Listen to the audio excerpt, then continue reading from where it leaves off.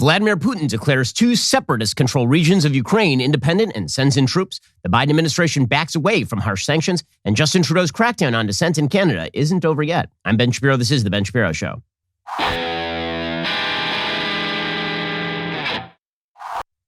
Today's show is sponsored by ExpressVPN. Do you like your web history being seen and sold to advertisers? No? Me neither. Get ExpressVPN right now at expressvpn.com/Ben. Well, you may have noticed recently that inflation is now at 40-year highs, and there's a lot of uncertainty in the markets right now. Well, now would be a great time for you to look at the bills that you're paying every month and think, how do I lower those bills? Well, one thing that you're spending too much money on, you probably haven't thought about in a while, is your wireless bill. Verizon, AT&T, T-Mobile, they all overcharge you for the same service you could be getting from Pure Talk at a fraction of the cost. That's why I'm a customer and why you should be one as well. And listen to this. They've got unlimited talk, text, and unlimited data plus hotspot for $55 a month. That is correct. More data for less money.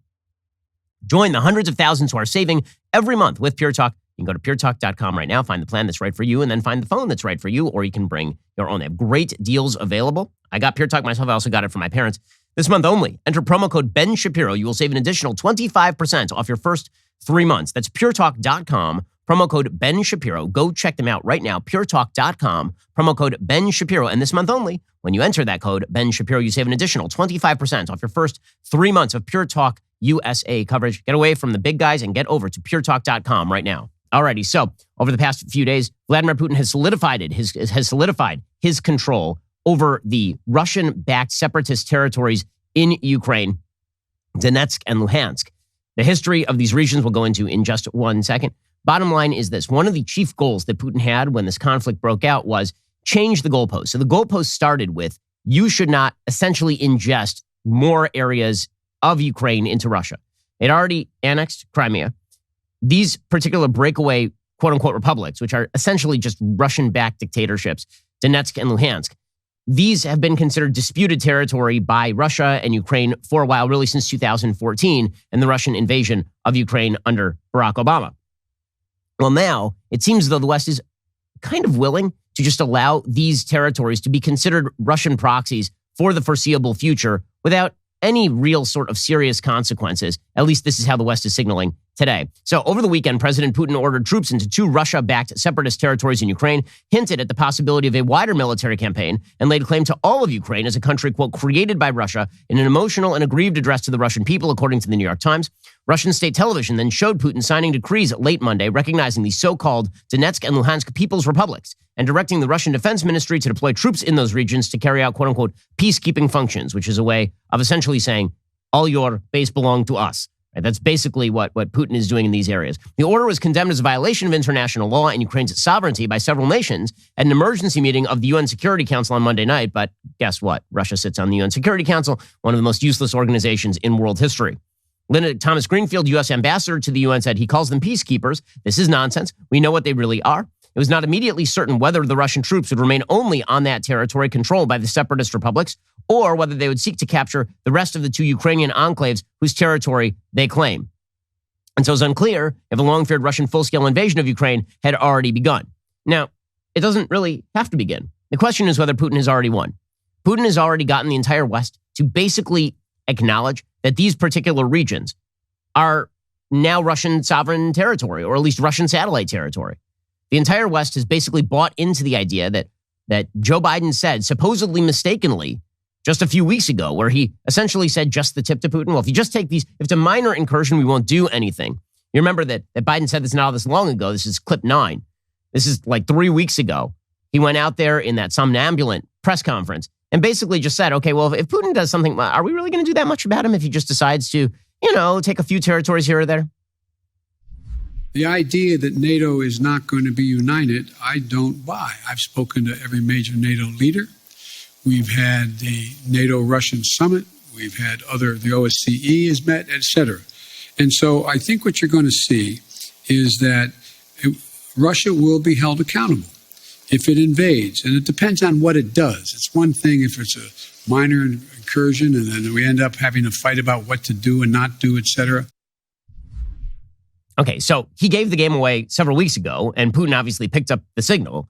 He's like, okay, well, these areas that we already de facto control, we will take sort of legal de jure control of these areas, and the world will do very, very little. So Putin gave a speech over the weekend in which he basically laid claim to all of Ukraine. And you could see this as a predicate to either a vast full-scale attack on Ukraine where he takes over the entire territory, or you could see it as him laying out what his actual goals are and then saying, well, listen, I'm compromising with you guys. I'm not actually taking all of Ukraine. I'm just taking these particular areas. So why don't you leave me alone?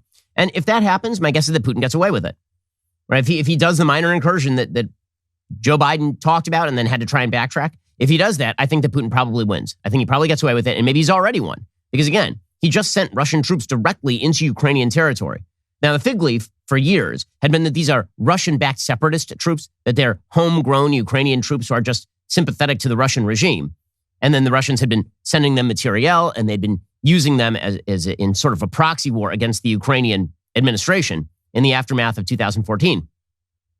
But now the fig leaf is completely gone. You got Russian troops in these regions, and the world seems to be kind of edging around, doing like a little bit of sanctions, but not tremendous sanctions. Anyway, here's Vladimir Putin's speech laying out what he actually wants. He says that these two areas of Ukraine ought to have their independence, by which he means I ought to rule them. Remember, when Vladimir Putin says that someplace ought to be independent, he doesn't mean it ought to be independent of him. He means it ought to be independent of the West. I deem it necessary to make a decision that should have been made a long time ago, to immediately recognize the independence and sovereignty of Donetsk People's Republic and Lugansk People's Republic. And I would like to request the Federal Assembly to support, to back this decision and ratify the agreement of friendship and mutual help with both republics. We will draft this document and sign these documents in the near future. Okay, he continued along these lines, did Putin. Obviously, you're listening to a translator speaking for Putin right there and Putin in the background. He also says that Ukraine is not an actual territory. Ukraine was created by Russia. Now, this is language that sounds very much like the language that China uses with regard to Taiwan, that Ukraine is actually sovereign Russian territory. And if we decide not to take all of Ukraine, you guys should consider it a gift. I would like to start by saying that the modern Ukraine was completely created by Russia. To be more exact, by Bolshevik communist Russia. This process has started almost immediately after the 1917 revolution. Okay, so here he's attempting to say that really we belong together, and the Ukrainian people really want to be a part of the new Soviet Union, the new Russian Union Federation under Vladimir Putin. Now, here's the reality. The history of Ukraine is pretty complicated, but when Ukraine was treated as a Russian territory by the USSR, things did not go particularly well for the Ukrainians who were murdered en masse by Stalin. So you can see why a lot of Ukrainians are not particularly thrilled to be inside the ambit of Russian power.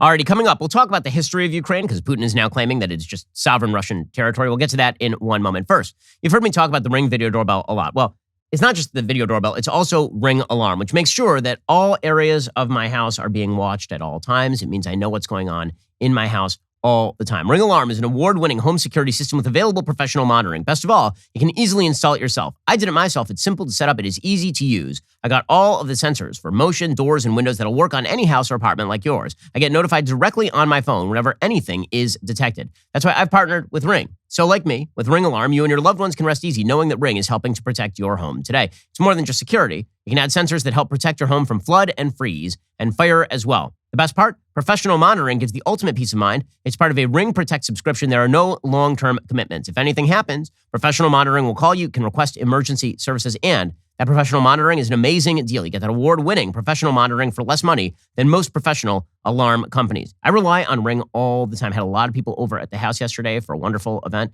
Let me tell you, it was great to know that I had Ring monitoring the property at all times. You'll feel similarly safe. Ring has an award-winning alarm. Go to ring.com/Ben. Get a great deal on a Ring Alarm home security kit today. That's ring.com/Ben. The New York Times has a pretty good rundown on the history of Russia and Ukraine. Say Ukraine and Russia share roots stretching back to the first Slavic state, Kievan Rus, a medieval empire founded by Vikings in the 9th century. But the historical reality of Ukraine is complicated, a 1,000-year history of changing religions, borders, and people. The capital, Kiev, was established hundreds of years before Moscow, and both Russians and Ukrainians claim it as a birthplace of their modern cultures, religion, and language. Kiev was ideally situated along the trade routes that developed in the 9th and 10th centuries and flourished only to see its economic influence diminish as trade shifted elsewhere. The many conquests by warring faction and Ukraine's diverse geography, with farmland, forest, and maritime environment on the Black Sea, created a complex fabric of multi-ethnic states. The history and culture of Russia and Ukraine are indeed intertwined. They share the same Orthodox Christian religion, and their languages, customs, and national cuisines are related. But Ukrainian identity politics and nationalism have been irritants in Russia since the feudal czarist times that predated the Russian Revolution. Ukraine is seen by many Russians as their nation's little brother and should behave accordingly. Eastern Ukraine, which came under Russian influence much earlier than the West, still features many Russian speakers and people loyal to Moscow. But the happy brotherhood of nations Putin likes to paint, with Ukraine fitted snugly into the fabric of a greater Russia, is dubious. Parts of modern-day Ukraine did reside for centuries within the Russian Empire, but other parts fell within the Austro-Hungarian Empire or Poland or Lithuania. Cliff Kupchin, chair of the Eurasia Group, says Putin's argument that Ukraine is historically subsumed by Russia is just not right. While the themes of Putin's speech were not new for the Russian leader, Kupchin said the breadth and vehemence with which he went after all things Ukrainian was remarkable. Again, the question is whether this is a gambit in which Putin is really claiming sovereignty over all of Ukraine, in which case prepared the Battle of Kiev, or whether he is saying this specifically so that when he backs off and then says, all we want is the separatist regions to just be recognized by international law, the West sees a way out and just lets him have this thing without any fight or any loss of life to avoid war. And we're not talking about a war in which the West actually gets directly involved, by the way. We are talking about a war in which there's essentially a guerrilla uprising against a Russian invasion, and there's a long-scale in-the-city battle for the fate of Ukraine, where the West is funding all of the legitimate forces inside Ukraine, and Russia is funding all the separatists and sending in troops directly. Putin went even further than this. He suggested that Ukraine is a U.S. colony with a puppet regime, which is hilarious since, again, Ukraine has basically thrown out its own Russian puppet. They threw out a president who was essentially loyal to Putin years ago in the Orange Revolution, and that has prompted so much of the consternation from Russia over all of this. The truth is that what Putin would like most of all is to make Ukraine yet another Russian puppet. So here's Putin reversing the reality on the ground. Do Ukrainians know about these choices? Do they understand that their country has become not even a protectorate, now it's a colony with puppets at its helm? The privatization of the state has led to the fact that the authorities that call themselves the authorities of patriots doesn't have interest of the nation. Okay, so he's saying that the Ukrainian authorities are disloyal to the Ukrainian people who really, truly want to be part of Russia. Now, this sort of logic, by the way, can be extended, and this is why you're starting to see surrounding nations getting very, very fearful about what the West's response is going to be on all of this. If you look at the population centers that surround Russia, if you look at Latvia or Lithuania or Estonia, you look at the Baltics, you look at Kazakhstan, if you look at all those areas, what you're looking at is areas with heavy presence of ethnic Russians and a lot of Russian-speaking populations. So the logic that Putin has used to seize control of these separatist regions could certainly be extended to NATO countries. And because what he said originally is, these areas of eastern Ukraine, they really want to be part of Russia. That's really what they want. They have separatist battle, we win. And that's sort of the history that's happening in eastern Ukraine. Alrighty, coming up, the threat that Putin is now providing against Ukraine is not really exclusive to Ukraine. He's going to go after some of the NATO countries in a rather creative way. We'll get to that in just one moment. First, you may have noticed that everything is really, really expensive right now, and there are serious problems in the supply chain. Well, that really holds true at auto parts stores. You're going to go to the auto parts store, you need a part, you need it like right now, and they're just going to order it online, and then they're going to upcharge you. Why wouldn't you just go directly to rockauto.com at home or in your pocket directly? Why would you choose to spend 30%, 50%, 100% more for the exact same auto parts at a chain store or a new car dealership? Rockauto.com is a family business serving auto parts customers online for 20 years. Go to rockauto.com, shop for the auto and body parts from hundreds of manufacturers that you need. They have everything from engine control modules and brake parts to tail lamps, motor oil. They've even got new carpet. Whether it's for your classic or daily driver, get everything you need in a few easy clicks delivered directly to your door. The rockauto.com catalog, it's unique. It's remarkably easy to navigate. You can quickly see all the parts available for your vehicle and choose the brands, specifications, and prices you prefer. Best of all, prices at rockauto.com are always reliably low and the same for professionals and do-it-yourselfers. Why spend up to twice as much for the same exact parts? They've got amazing selection, reliably low prices, all the parts your car will ever need. rockauto.com. Head on over there, rockauto.com right now. See all the parts available for your car or truck. Write Shapiro in their How Did You Hear About Us box so they know that we sent you. The AP has a good rundown on what exactly happened in these separatist areas that Putin is now using as his staging ground and essentially has annexed full scale. The AP points out when Ukraine's Moscow-friendly president was driven from office by mass protests in February 2014, Russia responded by annexing Ukraine's Crimean Peninsula. It then threw its weight behind an insurgency in the mostly Russian-speaking eastern Ukraine region known as Donbass. In April 2014, Russia-backed rebels seized governmental buildings in the Donetsk and Luhansk regions, those are the ones we're talking about right now, proclaimed the creation of people's republics, and battled Ukrainian troops and volunteer battalions. the following month, the separatist regions held a popular vote to declare independence and make a bid to become part of Russia. Moscow didn't directly accept that motion, instead just using the region as a tool to keep Ukraine in its orbit, saying if you don't allow these places to essentially have an independent governing body, then you never know, we might just walk into Kiev. Ukraine and the West accused Russia of backing the rebels with troops and weapons, and Moscow lied and said that they weren't doing that, although it was pretty obvious that they were. And remember, this actually did have some ramifications outside of just the conflict between Russia and Ukraine. Remember that Malaysian Airlines Flight 17 that sort of disappeared? That was actually shot down over eastern Ukraine on July 17th, 2014, killing 298 people. And an international probe concluded it was down by a Russian-supplied missile from the rebel-controlled territory in Ukraine. Moscow is still lying about all of that. In August 2014, thanks to all of the Russian help for the separatists, there was a massive defeat for Ukrainian troops in August 2014, and they signed what was called the Minsk Agreement in September 2014. That document was supposed to create a ceasefire, a pullback of Russian-backed fighters, an exchange of prisoners and hostages, and some new sort of governing privileges for the separatist-backed areas in Ukraine. That deal collapsed, and then large-scale fighting resumed. 14,000 people have died in this conflict, by the way. It's just amazing what the world chooses to focus on. I mean, there are these conflicts that are happening all over the world on a regular basis, but we only focus on conflicts at sort of odd times when the media decide that we ought to focus on the conflicts. In January, February 2015, there was another Minsk agreement. It was signed between Ukraine, Russia, and the rebels and envisioned a new ceasefire and a pullback of heavy weapons and a series of moves toward a political settlement. And then there was sort of a frozen conflict in Ukraine all the way from 2015 all the way to 2022. It was a major diplomatic coup for the Kremlin, according to the Associated Press. It obliged Ukraine to grant special status to the separatist regions, and now Moscow is basically recognizing their independence in violation of the Minsk Agreement. So as I say, the logic that Putin originally used to back the separatists was these are Russian-speaking areas. They want to be part of Russia. At the very least, they want to be independent and aligned with Russia. They don't want to be part of Ukraine that's aligned with the West. And therefore, we should provide materiel and essentially foment civil war in these areas. Well, now think about NATO countries. So Putin has used a tool here that NATO is really susceptible to, because there's a difference between Russia just crossing borders and Russia funding uprisings inside NATO countries.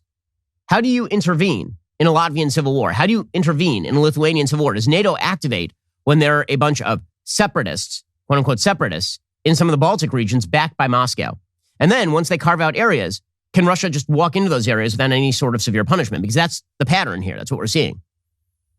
Now, maybe Putin goes further. I tend to think he probably won't at this point. I think that Putin's goal here is to consolidate those areas and use this as a model for consolidation of other areas, maybe inside NATO countries. Because this is how you break NATO. You do it bit by piece. You don't actually just full-scale invade Latvia or Estonia or Lithuania and then hope that NATO doesn't respond. Instead, what you do is you back guerrilla forces inside those areas, create bloody warfare situation, have them sign separatist agreements, back the separatist agreements, and then march in the Russian troops. So if you're Lithuania, 5% of Lithuanians are ethnic Russians. If you're Latvian, 25% of Latvians are ethnic Russians, and Russians comprise nearly half of Riga, which is the capital of Latvia. 24% of Estonians are ethnic Russian. 47% of the people living in Tallinn, which is the capital, speak Russian. 22% of Kazakhstan, which is not a NATO member and is a very oil-rich region, is Russian. 89% of Kazakh citizens speak Russian as well. So you could certainly see the Russians, if they felt the necessity, they don't really have to because Kazakhstan has been allied with Russia for a while. You could certainly see Russia attempting to cement its relationship with Kazakhstan. So this is a real move by Putin. And honestly, it looks as though nobody is really willing to stop him. And that really should not be a surprise. I mean, the fact is that Joe Biden and his predecessor, Barack Obama, and the Democratic Party in the Oval Office were extremely conciliatory toward Moscow. I know we're all going to pretend now that this is all about Trump, but there is something to the fact that nothing happened between Russia and Ukraine for the entire period of Donald Trump's presidency. He was too unpredictable for Putin to actually peg down. Putin didn't know what to do with Trump. He didn't know what to do with the Democrats. You'll recall that it was during the 2012 election. By the way, this country would have been so much better if Mitt Romney had been elected in 2012. I cannot even name the ways. There are 1 million ways in which this country would have been far superior if Barack Obama had lost his reelect effort in 2012. From the critical race theory orientation of the left in the United States to our foreign policy, this country would be so much better to our national. One of the great modern tragedies of history is that Mitt Romney lost to Barack Obama in 2012. It's just a devastating inflection point in American history. I really believe this, that the 2012 election was a super important election that people still have not fully gauge the impact of. In any case, in 2012, Barack Obama was literally caught on a hot mic with the then Russian puppet controlled by Putin and Dmitry Medvedev. And he said to him, if you guys leave me alone until the election, I will provide you flexibility after the election. Within 2 years, Russia had invaded Ukraine. And you'll recall that this became an issue at the debates between Obama and Romney because Romney had been asked who was America's chief geopolitical foe in 2012. And Romney said, Vladimir Putin. And Barack Obama's answer was, well, why are you still living in the 80s? Well, I mean, he wasn't. And Barack Obama, it was a stupid line at the time, and the media cheered it because the media are a bunch of sycophantic, slobbering jackasses who just massage the buttocks of the Democratic Party. Here was Barack Obama making a fool of himself. Most of us saw this at the time, but in retrospect, he looks particularly foolish. Governor Romney, I'm glad that you recognize that al-Qaeda is a threat, because a few months ago, when you were asked what's the biggest geopolitical threat facing America, you said Russia. Not al-Qaeda, you said Russia. In the 1980s are now calling to ask for their foreign policy back because the Cold War has been over for 20 years. But, Governor, when it comes to our foreign policy, you seem to want to import the foreign policies of the 1980s, just like the social policies of the 1950s and the economic policies of the 1920s. I mean, it's absurd. Okay, and he was cheered for this. And Joe Biden, whose chief job in 2012 was to be the bloviating dolt that he was, but, with full control of his bloviating idiotic capacities. I'm not sure which was scarier, Joe Biden in control of his capacity or Joe Biden not in control of his capacity like he is now. This is Joe Biden in 2012 talking up the myriad wonders of Vladimir Putin. So, and the second thing is Governor Romney's answer I thought was incredibly revealing. He acts like he thinks the Cold War is still on. Russia is still our major adversary. I don't know where he's been. I mean, we have disagreements with Russia, but they're united with us on Iran. The only way one of only two ways we're getting material into Afghanistan to our troops is through Russia. They are working closely with us. They've just said to Europe, if there is an oil shutdown in any way in the Gulf, they'll consider increasing oil supplies to Europe. This is not 1956. It's not 1956, guys. I mean, when tanks rolled in to Hungary from Russia, now you just have tanks that are rolling across the border of Ukraine. It's completely different, guys. Completely different. And now the White House keeps signaling that they think that Vladimir Putin might go for even more. And so Jake Sullivan, the national security advisor, who also served under Barack Obama, he says that that Russia is planning an extremely violent move.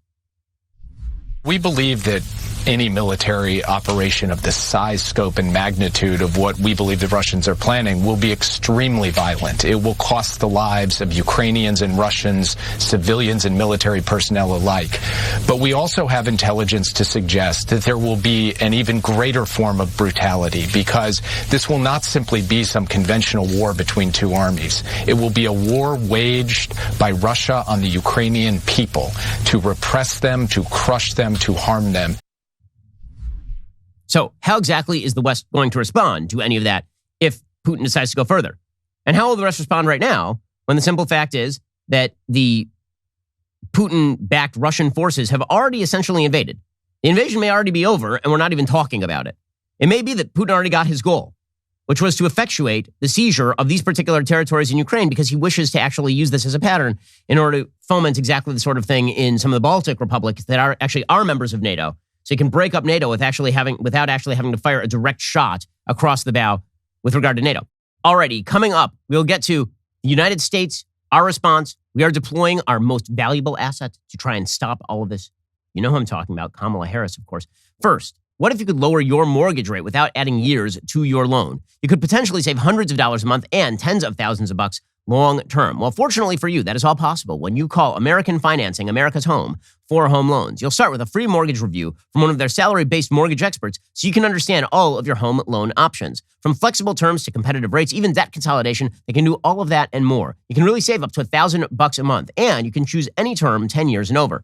Custom loans doesn't get any better than this. So what exactly are you waiting for? Make the 10-minute phone call right now. Learn about options before those rates go any higher. And by the way, you should do it right now because the Fed is going to raise the interest rates in just a month here. And when they do, that'll have an impact on the mortgage rates in a pretty serious way. So now is a great time to refi. You could skip 2 mortgage payments. You might close in as fast as 10 days when you call 866-721-3300. That's 866-721-3300. Or visit AmericanFinancing.net, NMLS 182334, NMLSConsumerAccess.org. Go check them out, 866-721-3300. That is 866-721-3300.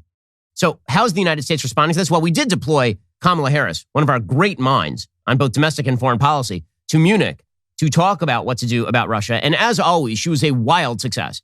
As she is with everything that she does, she's extraordinarily articulate. She knows exactly what she's talking about. She has solutions to all of our problems. Or alternatively, she's never read a briefing book because she has cruised on her ambition and her intersectional bona fides for literally her entire career. And so she has no idea what the hell she's doing. So here's Kamala Harris being asked a question and just completely falling short as per our usual arrangement. As the president talked about in his speech, we are aware that, again, when America stands for her principles and all of the things that we hold dear, it requires sometimes for us to put ourselves out there in a way that maybe we will incur some cost. And in this situation, that may relate to energy costs, for example. But we are taking very specific and appropriate, I believe, steps to mitigate what that cost might be if it happens. Now, what's hilarious about this answer is what she was asked was, will this all deter Russia? And she says yes. And then she was asked, well, it hasn't deterred Russia. And she's like, right, but it might. And also, I don't know what I'm talking about. She's so intensely bad at this. And so it's kind of a mess. So you have Jen Psaki from the White House yesterday saying, we'll impose some new sanctions. So what exactly are those sanctions going to be? Are they going to be the world-crushing sanctions that we were supposed to see, where Russia was cut off from, for example, the SWIFT international banking system? No, not quite that. So she says, we have anticipated a move like this from Russia and are ready to respond immediately. President Biden will soon issue an executive order that will prohibit new investment, trade, and financing by U.S. persons to, from, or in the so-called DNR and LNR regions of Ukraine. So we're going to issue sanctions against any U.S. people who are involved in funding Donetsk and Luhansk. This EO will also provide authority to impose sanctions on any person determined to operate in those areas of Ukraine. The Departments of State and Treasury will have additional details shortly. We will also soon announce additional measures related to today's blatant violation of Russia's international commitments. To be clear, these measures are separate from and would be in addition to the swift and severe economic measures we have been preparing in coordination with allies and partners should Russia further invade Ukraine. We are continuing to work closely with our allies and partners, including Ukraine, on next steps and on Russia's ongoing escalation along the border with Ukraine. So, no crushing sanctions in response to what Putin just did, which is effectively annex a couple of territories more, right? He took Crimea back in 2014. So now he's going to essentially just annex these parts of eastern Ukraine. And we'll issue sanctions on those parts of Ukraine, but not on Russia directly, and not on Putin, and not on any of his cronies, and not on the oligarchs. None of that. The logic here from the left is constantly, well, we can't actually issue the sanctions because once we've issued the sanctions, then our threat to issue the sanctions is gone. Okay, well, that is what we would call in law school an argument that proves too much. It means that you should never issue sanctions. Because if all you have, the only bullet you have in the chamber is these sanctions and nothing else, then when exactly do you activate, when you pull the trigger? Like, they've not made clear at any point here. The other thing you could do is you could just hit them with the world-crushing sanctions now and say those will be relieved the moment that you stop this nonsense. That is what Donald Trump did with Iran, for example. So the logic of the left here and from the Biden administration seems to be if we do too much here, then what are we going to threaten them with later? And the answer is if you just keep threatening and you never do it, then Russia knows that the threat is empty. Here is Adam Schiff, fresh off of his Russia collusion catastrophe, explaining Russia policy on CNN. I think that once you've imposed sanctions, you lose whatever leverage you have by threatening, hey, if you go forward, this is what we're going to do. Once you've imposed sanctions, then Russia's in the position of saying, well, then we might as well go forward. We're already suffering the penalties. Okay, or alternatively, if they're that crushing, then they should want them relieved. This idea that you hold everything you have in abeyance with regard to economic sanctions. Economic sanctions, by the way, I'm not aware that economic sanctions have ever actually effectuated serious change in foreign policy. I really, can you name a time when there's a book that came out recently reviewed by the Wall Street Journal, the name escapes me, talking about the history of economic sanctions. Even with regard to South Africa apartheid, it didn't actually end South African apartheid. That was domestic conversation and unrest and all the rest that led to the inevitable opening of South Africa as it should have. But it was not primarily sanctions that led to that. Economic sanctions have had very little effect with regard to effectuating foreign policy goals in this area. According to the New York Times, the limited nature of the initial sanctions appeared intended to allow the United States and its European allies to hold in reserve the more aggressive sanctions they've been threatening to impose on Moscow if Putin sends Russian armed forces into Ukraine, and to allow for the increasingly slim possibility of a diplomatic solution. The European allies condemned the Russian action as a violation of international law, but the relative restraint of the American steps could also reflect debates among the allies over what action by Russia should trigger the full sanctions, and the difficulty of developing a unified and proportional response to incremental steps by Vladimir Putin. Well, I mean, that's right. When you issue very, very weak sanctions, that really does betray that NATO is not together, which is what Biden betrayed because he said it out loud just a couple of weeks ago. And Biden had said it in a conference call. Right? The administration said that Russian troops in Donetsk and Luhansk alone may not warrant swift and severe sanctions that the administration has been previewing thus far. Now, what they could be doing is sanctioning the oligarchs. So Russian oligarchs have been lobbying the foreign offices not to sanction them. And so far, they've not been sanctioned. Maybe they should be sanctioned. Maybe we should go after the oligarchs who really are the powers in Russia because they're the ones with all of the money. Germany, for its part, has suspended the Nord Stream 2 gas pipeline. They've taken steps to halt the process of certifying Nord Stream 2, according to Chancellor Olaf Scholz. Scholz said his government made the decision in response to Russian President Vladimir Putin's recognition of the independence of two breakaway regions in eastern Ukraine that he said marked a serious break of international law. Now, the reality is we never should have greenlit Nord Stream 2 in the first place. What we should have done is said, if you want Nord Stream 2, then you need to never, ever go across those borders again. You need to stop that. And then we'll discuss Nord Stream 2. Now we are going to go from the position that you're going to be good actors when the evidence is that you're bad actors all the way through. Because here's what Putin is gaming out. What Putin is gaming out, if he has any brain at all, which he does, is, okay, so they halt production for like a second. But in the long term, Europe does not have the capacity to provide its own power. They've hamstrung themselves. They've stopped creating nuclear power plants. They got rid of coal. They got rid of natural gas. They got rid of oil. Their power is way too expensive. And so they need cheap natural gas from somewhere. So they can cut off their nose to spite their face. But you really think in like a year from now, the domestic population in Germany is going to be willing to pay twice their energy price because they don't want Nord Stream 2 because of Donetsk and Luhansk? This is the actual calculation that Putin is going through. And here's the thing. He's probably right. He's probably right. Because the West did not stand up to him. Now, listen, I'm not going to pretend that this is all of the West making. It's of Vladimir Putin's making primarily. But none of this happens if the West is not perceived as fragmented and weak, and that happened under Joe Biden. It is not a coincidence that the pullout from Afghanistan happened just a few months ago, and right after that, Putin started getting extraordinarily aggressive on Ukraine's border. Right now, China's sitting it out, by the way, because China's sort of waiting aside to see what happens here. China's figuring, okay, if Putin doesn't get slapped with too much here, then maybe we make a very aggressive move on Taiwan. If, however, Putin really gets slapped down, then maybe we'll wait on it a little bit. But it doesn't seem like the West is mobilizing in fashion harsh enough to actually prevent Putin from doing the Hong Kong on these eastern areas of Ukraine,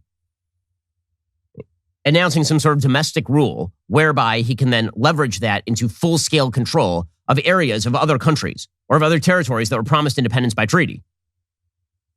I mean, Afghanistan remains in the background of everybody's mind here. It is amazing to watch, by the way. Ezra Klein has an entire piece in the New York Times today talking about how terrible the situation is in Ukraine, and then he tries to relieve responsibility from the Biden administration for that.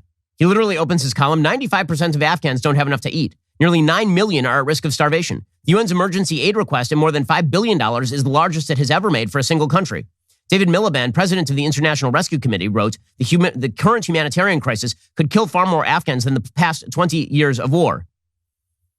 And Ezra Klein, who of course is a leftist dogmatist, he says, we bear much of the blame. We've turned a crisis into a catastrophe. He says that it really isn't because we pulled out. He says, in August, President Biden withdrew American troops from Afghan soil. But even as we left Afghanistan's land, we tightened a noose around its economy. He says, I was more sympathetic than many to the chaos that accompanied the American withdrawal. We lost too many of our own and left behind too many who had risked their lives at our side. But the core of the catastrophe stemmed from failures previous administrations had covered up or refused to face. So even now, he's still defending Biden. He's just saying we botched the withdrawal and we botched the aftermath. The reality is this is full-fledged the result of an appeasement-oriented foreign policy that the Biden administration is pursuing on nearly every front. They're attempting to appease Russia. They're attempting to appease Iran. This is all part and parcel of a broader view that our enemies are now taking of us, which is that we are a paper tiger and a weak horse, which under Joe Biden we are. Truly. In the same day that Russia is effectively just taking over parts of Ukraine full scale the way they did Crimea. The same day, there's a report in the Wall Street Journal that the United States is nearing a return to the Iran nuclear deal with an agreement that could be completed as early as the next couple of days. With a regime that has not moderated one iota and in fact has caused civil war in Yemen, has continued to foment conflict in Iraq, in Syria, in Lebanon, in the Gaza Strip. And this administration desperately wants to sign an agreement with the Iranian mullahs. You wonder why America's enemies are on the march? Because why wouldn't they be? This administration is a joke to them. And Putin is just proving it. He's proving it full scale for all of these folks. Now, as I say, the Chinese, they always have the long view of this sort of stuff, and they can wait to see how everything works out with regard to Ukraine. But that does not mean that China is not going to make some sort of aggressive move on Taiwan if they feel that there is an opening to do so. And right now, you got to wonder if they don't feel like that. Why wouldn't they feel like that? So we'll continue to bring you the latest on that situation as it evolves. In a second, we're going to get to the situation over in Canada where the traffic is no longer blocked along the bridges, but Justin Trudeau maintains the Emergencies Act. That guy is definitely not Fidel Castro's son, by the way. Just want to point that out because I think it's important. We'll get to all that in just 1 second. First, if you want to truly give an incredible gift, you have to try paintyourlife.com. This is an awesome, awesome service. So I have a painting that sits above our couch at home. It's a painting of me and my wife and 2 of our 3 kids. We need to re-up, actually, by going to paintyourlife.com. They take a photo of you, your kids, friends, pets. It can be photos that are multiple photos. They can actually compile them all into one painting, and then they turn it into a beautiful portrait you can hang in your home. It's fantastic. You can get a professional hand-painted portrait created from any photo at a truly affordable price, or combine photos of people or places you love into one painting. Choose from a team of world-class artists, work with them until every detail is perfect. The user-friendly platform makes it easy to order a custom-made, hand-painted portrait in less than 5 minutes. It is fast. You can receive your portrait in as little as 2 weeks. Send any picture, yourself, your kids, family, a special place, someone you loved who isn't around anymore, cherished pet, even an action shot of you rappelling down from a helicopter to help Tom Cruise. You can do all of that stuff. You can make it into a portrait with paintyourlife.com. At paintyourlife.com, there is no risk. If you don't love that final painting, your money is refunded guaranteed. And right now, as a limited time offer, get 20% off your painting. That's a great deal, 20% off plus free shipping. To get that special offer, text the word Ben to 64,000. That's Ben to 64,000. Again, text Ben to 64,000. Paint your life. Celebrate the moments that matter most. Terms apply. Available at paintyourlife.com/terms. Again, text Ben to 64,000 to get started. Alrighty, we'll get to Justin Trudeau, our northern neighbor. Tyranny with a smiley face in just 1 second. First, America is under assault. That threat is coming from within, which is why we are exposing just who is destroying America's institutions and why. The Enemy Within began streaming exclusively at the Daily Wire last week. It features acclaimed journalist and expert in national threats, Lee Smith, as he uncovers a political coup orchestrated by America's ruling elites to generate their own wealth and power at the expense of America's safety and freedom. The groundbreaking first episode should be required watching for every American affected by COVID regulations, which is, all of us. In it, Smith reveals shocking details about both Anthony Fauci's role in hiding critical information from the American public, as well as the unanswered questions surrounding the origins of the virus. Check out the trailer. What if everything we think we know about our leaders, our society, and our relations with the rest of the world is wrong? America is facing 2 major challenges. One is the Chinese Communist Party. However, the most significant threat comes from within. You're trying to obscure responsibility for 4 million people dying around the world. Okay, Senator Paul, you do not know what you are talking about. We've already seen evidence of how the elites want to run the United States. They're modeling themselves after Chinese autocracy. For over a decade, the People's Republic of China has stood publicly accused of acts of cruelty and wickedness that match the cruelty and wickedness of medieval torturers and executioners. Dianne Feinstein had a Chinese spy as her driver for 20 years. We're not talking about one person infiltrating senior levels at the CIA or the White House. We're talking about an entire elite class throughout the political, corporate, academic, cultural, and media establishment. My name is Lee Smith. I've been a journalist for more than 30 years. This is the most astonishing espionage and infiltration operation in history. What you're going to see in this series will shock you. This is the enemy within.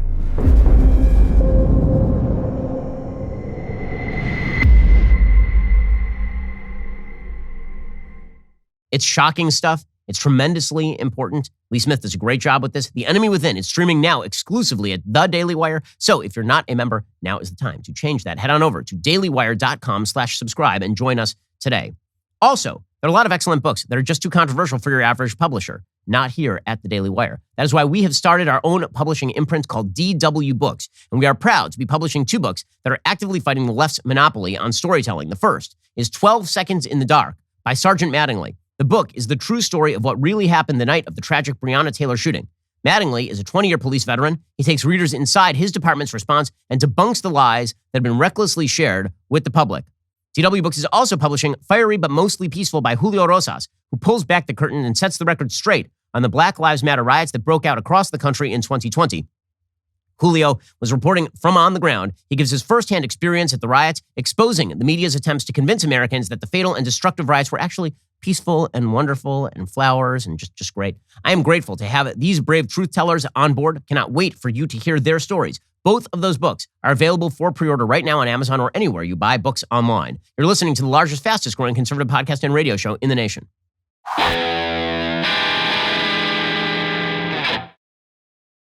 Alrighty, meanwhile, the tyranny in Canada continues. So Justin Trudeau admitted yesterday that the blockades have been lifted and that traffic is moving freely between the United States and Canada. But he says the state of emergency is not over, because here's the beauty of states of emergency. They're never over so long as the tyrant wishes them to extend. So here is your smiley-faced tyrant, Justin Trudeau. Justin Trudeau with his very measured high voice and his not looking like Fidel Castro at all. Stop that, you. Stop it. Here's Justin Trudeau.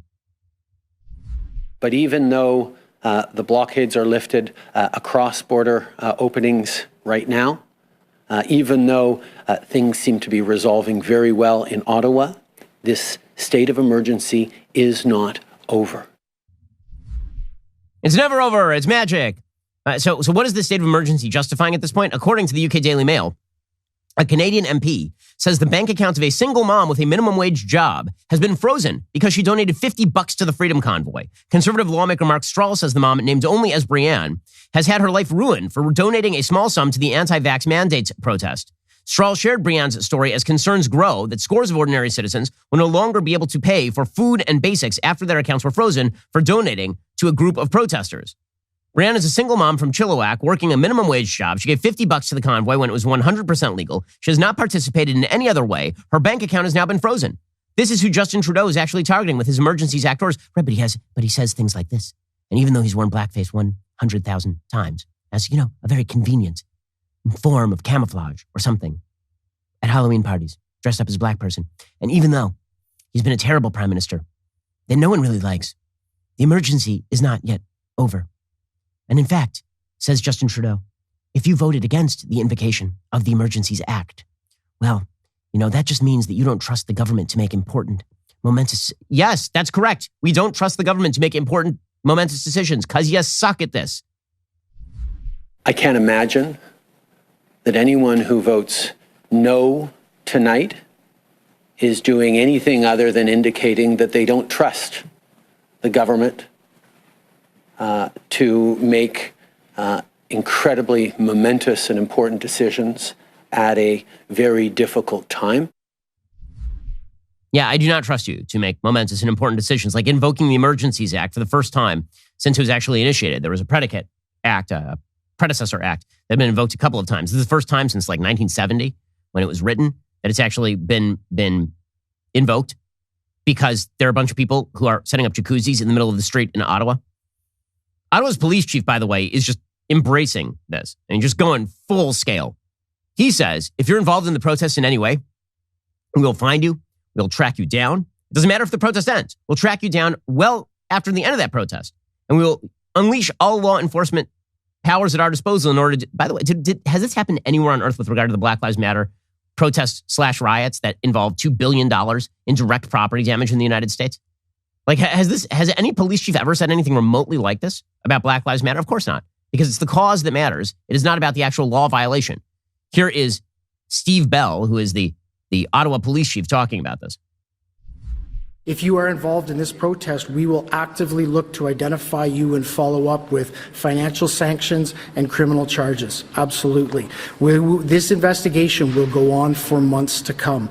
It has many, many different streams, both from a federal financial level, from a provincial licensing level, from a criminal code level, from a municipal breach of court order, breach of court injunction level. It will be a complicated and time-consuming investigation that will go on for a period of time. You have my commitment that that investigation will continue, and we will hold people accountable for taking our streets over. In fact, the Ottawa mayor came out, his name is Jim Watson. He said, you know, all those trucks that we impounded and that we sort of grabbed so that we could move all the other trucks, what if we just kept them? What if we just seized their property and we'll figure out a way to sell them and keep them? This is full-scale tyranny, guys. This has nothing to do with property rights. It has nothing to do with freedom of speech or dissent. None of that matters because Justin Trudeau decided that this was an emergency. Okay, this is not under any legal definition an emergency. Here's the mayor of Ottawa talking about just seizing property. This is costing a small fortune for the taxpayers of Ottawa. And that's one of the reasons why, under the Emergency Act, I've asked our solicitor and our city manager, how can we keep the tow trucks and the campers and the vans and everything else that we've confiscated and sell those pieces of equipment to help recoup some of the costs that our taxpayers are absorbing. Okay, well, that's great. So they're just seizing property and maybe they'll just sell it. Maybe they'll just sell it based on nothing. Perfect. Meanwhile, in a piece of quote-unquote police brutality that would have made national news in the United States had, of course, the cause been something that people cared about. And remember, this is the same national news media that ginned up a story out of nothing about American border agencies whipping migrants across the southern border, and it didn't happen. They were literally holding reins, and they treated it as though it was a whip. Okay, that was the American media. Here, you have video of a woman being run over by a horse in Canada, and apparently seriously injured. The Ottawa police originally denounced the reports of the woman's death as misinformation, which of course is correct, but then they claimed no one was injured at all. And then the Ottawa police announced that their special investigations unit was going to investigate, and they found that, yeah, it turned out the lady got trampled by the horse, which you could see because it's on video. Here's a lady at an Ottawa protest being trampled by an Ottawa mounted police person. Come on through. What is happening here? Wow, what is this lady doing? Trampling horses. Stop it. Stop it. Oh my God. Okay, so that's everything is going well in Ottawa, but at least Justin Trudeau gets to maintain his pride. That's the really, really important thing. By the way, the New York Times reported last weekend that police in Ottawa had arrested protesters at gunpoint. Prominent Canadian journalists suggested that this was wrong. Now, apparently, the New York Times reporter, Sarah Maslin-Nier, who shares a byline on a contested piece with colleague Natalie Kitroff, she says, we saw these arrests transpire firsthand. In addition, we have multiple interviews from people this happened to, including David Paisley, quoted in the article. What really is blowing my mind is the wave of journalists saying we didn't see what we saw. Well, welcome to how you guys normally cover issues in the United States, gang. The New York Times at its very finest. So, for all of the folks who tend to believe that government in the West could never go tyrannical, I just remind you that government in the West just went tyrannical to a wide chorus of nothing from the mainstream media. That the government in Canada has no actual justification for maintaining this status of emergency. By the way, they have no actual justification for maintaining their COVID restrictions at this point. Boris Johnson in Britain announced over the weekend that essentially we're done. He said we have no more pandemic restrictions in Britain. This is Boris Johnson, not the United States. This is in UK. First, we will remove all remaining domestic restrictions in law. Until the 1st of April, we will still advise people who test positive to stay at home. But after that, we will encourage people with COVID-19 symptoms to exercise personal responsibility. Okay, but meanwhile in Canada, they're like, we're not going to do any of that, even though the emergency really doesn't exist. It's important that Justin Trudeau maintain the image that Canada's authorities are in complete control. They will force you to mask just for the sake of it. They will force you to vax just for the sake of it at this point. And if you disobey, they'll freeze your bank account. Maybe you get trampled with a horse. I mean, it depends on how things are going that day. Maybe you have your truck seized by the government. This sort of stuff ought to scare you if you love freedom in free countries at all. It turns out that freedom and threats to it come in many different guises, from full-scale guerrilla warfare and invasion in Ukraine to top-down tyrannical authority in Canada. Those threats to freedom are very real. These are not the same threats of freedom, nor are they of the same scale, because presumably at some point Justin Trudeau will be removed from power and the Emergencies Act will end in Canada. We can at least hope. But the fact that governments act like this, even in the so-called liberal West, should remind everybody that when the government seizes authority, it is very, very reluctant to give it up at all. Okay, meanwhile, I'm going to bring you an update on the media propaganda surrounding this Florida bill that the left has successfully dubbed the Don't Say Gay bill, which is, of course, not what the Florida bill does. So I've talked extensively about this to the consternation of many on the left who wish to indoctrinate your kids into their views about sexual orientation and gender identity. They wish that your child will learn from them, not from you. You should have no say in how your kids are raised whatsoever. So this bill, which basically said that kids in K through 3 should not be told about sexual orientation or gender identity issues at school. That is reserved for the home. If you want to talk about that with your kids, you talk about that with your kids. You get to teach your kids what you want to teach your kids. You get to teach your kids whatever morality you want to teach your kids. And it's none of the school's business to indoctrinate small children into left-wing gender ideology and sexual orientation ideology, which seems eminently feasible and practical and frankly inarguable from the perspective of a parent. And remember, we are in the midst of a parent revolt in this country, the likes of which I have not seen in my lifetime, where parents are finally beginning to grasp the reality, which the left wishes to seize the minds of their children and use them to weaponize against their own parents. And this is what the left really wants. And never have I seen this more clearly than when it comes to this Florida bill. So there was an amendment that was proposed to Florida's bill that would explicitly require schools to inform parents of their child's sexual orientation if the kid comes to the school and says, I think I'm gay, or I think I'm transgender. That's not sexual orientation, it's gender identity. Or if I think I'm bisexual, the school must then inform the parents. The amendment was filed by the bill's sponsor, Representative Joe Harding, Republican of Williston, on February 18th. It changes the bill to instead not only require disclosure, it requires schools to tell parents within 6 weeks of learning that the student is any sexual orientation other than straight. Now, I'm not sure what that precisely means, learning that the student is, if the student is engaged in sexual activity at school, I assume, or if the student starts telling all of their friends at school and then the teacher finds out about it. Okay, but the bottom line is this. Why should there be a quote-unquote right of privacy between the student and the teacher with regard to the sexual orientation of the student? Notice the logic of the left here. The logic of the left here is that parents are abusers, teachers are protectors. That's the logic of the left here, which means that they should be able to indoctrinate your kids in any way they see fit, from critical race theory to the malleability of male and female to the morality of all sorts of sexual activity. By the way, if you think that this has no impact on how people act and think, you're out of your mind. Of course it does. The left wouldn't be doing it unless they cared about that. And by the way, the polls show this. There's a recent poll that came out from Gallup. I know we're all supposed to pretend that this poll does not exist or that it doesn't matter because everybody is just whatever floats your boat. But it turns out many parents actually do care about the happiness of their children and believe that sexual behavior is connected in many ways to the future happiness of their child. There's a poll that came out from Gallup. What it showed is that people who are of the oldest generation born before 1946 in the United States identify as LGBTQ at the rate of 0.8%. People who were born between 1997 and 2003, so the youngest cohort in American society, now identify as LGBTQ at a rate of 21%.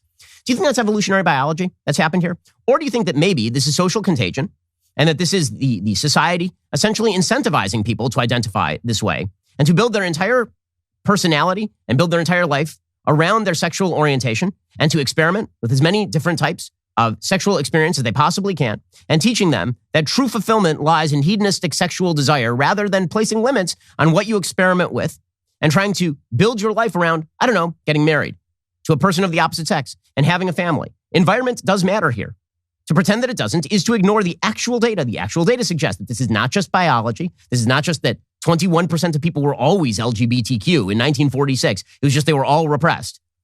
Sure, I'm sure that's what it can't be that we have an entire culture that is pushing on behalf of more permissive sexual hedonism and identity. If you love that sort of stuff, fine, so be it. But that's not the way I'm raising my kids. And there are many parents who are not raising their kids to believe that all forms of sexual experimentation and sexual identity are morally equivalent.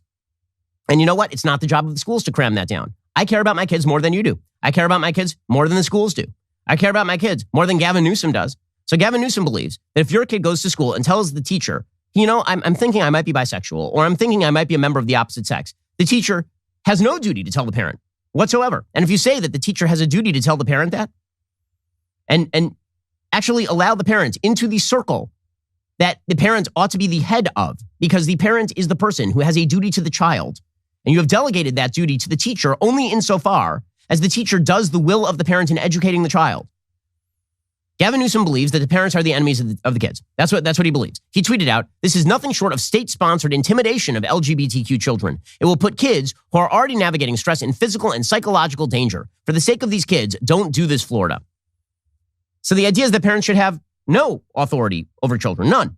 Teachers should have authority over children.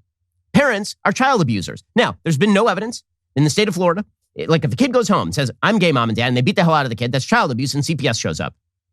If the kid goes home and says, I believe I'm a member of a different gender than my biological gender, and the parent abuses the child, there are laws on the books to prevent that sort of thing. But what the left is now saying is that if your kid goes to school and starts engaging in radical gender ideology, or starts engaging in left-wing belief systems about sexual orientation and the malleability of sexual behavior and the innate goodness of all different forms of sexual behavior, equivalent goodness of all of these things, the teacher should hide that from the parent. Should. Has a duty, in fact, to hide it from the parent. And if you say that they should tell the parent, this means that you are a bad person. It means that you're a bigot and probably a child abuser.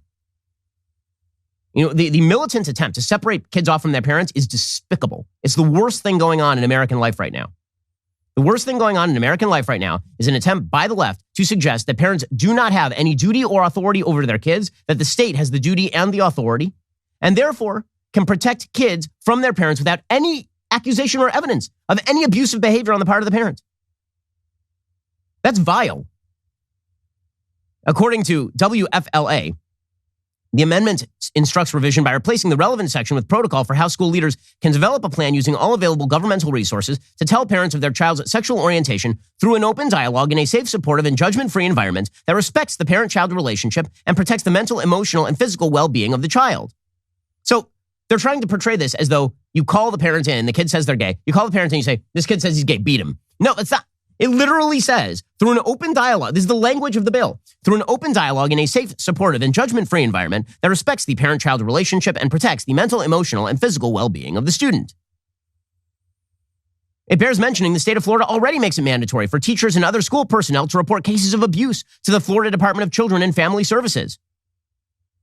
And then WFLA acknowledges requiring schools to report sexual orientation to parents may not always lead to abuse. Individual actions of parents and families are unpredictable and are typically on a case-by-case situation. The amendments as filed do not discuss how mandatory disclosure would affect mandatory abuse reporting by school personnel. There's not even an accusation of abuse. This is the whole point. In the view of the left, if you raise your child in a way that they do not like, you are abusive.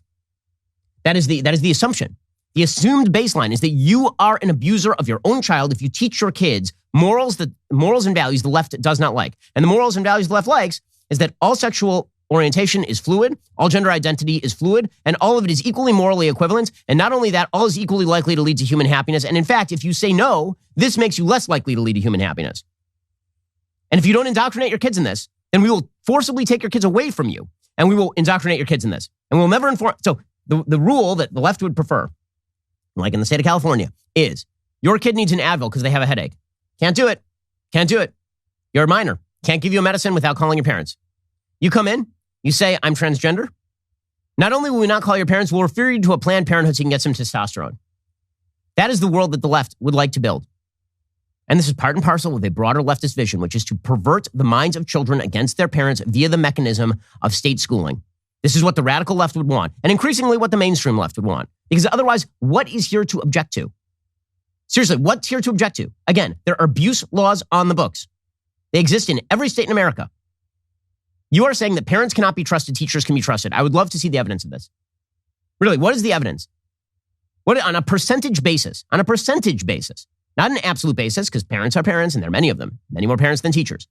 On a percentage basis, how many kids are being, do you think, abused in school by teachers, as opposed to how many kids are being abused in the home by parents on a percentage basis? Really? Because, again, I'd love to see the evidence that teachers care more about kids and have a better stake in kids' future than parents do. Explain that one to me. The fact that the left finds this in any way controversial demonstrates their actual goal here, which is to control your kids. That's what they want. They're not going to let go of that goal. And then they're going to claim that, of course, they have to control all of your kids and they have to indoctrinate them in whatever they see fit, because after all, there might be some kids who are victimized when there are already laws on the books to prevent the victimization of these children. I know that COVID was a horrific, horrific thing. COVID did allow a window into how kids are being taught, and parents are not liking what they see. And the left, instead of recognizing that parents are the most valuable members of our society because they are literally raising the people who are going to be paying all the bills and forming the future of the country, the left has decided parents cannot be trusted. Those parents might have too much of a stake in their kids' future to allow their kids to just be treated like Rousseau would treat Emile, wandering the forest and screwing everything in sight to the lovely laughter of the left.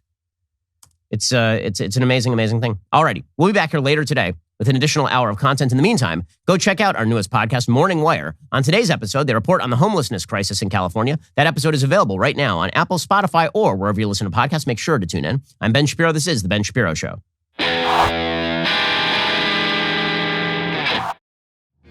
The Ben Shapiro Show is produced by Elliot Feld. Executive producer, Jeremy Boring. Our supervising producer is Mathis Glover. And our production manager is Pavel Wydowski. Associate producer, Bradford Carrington. Editing is by Adam Sayevitz. Audio is mixed by Mike Coromina. Hair and makeup is by Fabiola Cristina. Production assistant, Jessica Crand. The Ben Shapiro Show is a Daily Wire production. Copyright Daily Wire 2022. John Bickley here, Daily Wire editor-in-chief. Wake up every morning with our show, Morning Wire, where we bring you all the news that you need to know in 15 minutes or less. Join me and my co-host Georgia Howe for daily coverage of all the biggest stories on Morning Wire.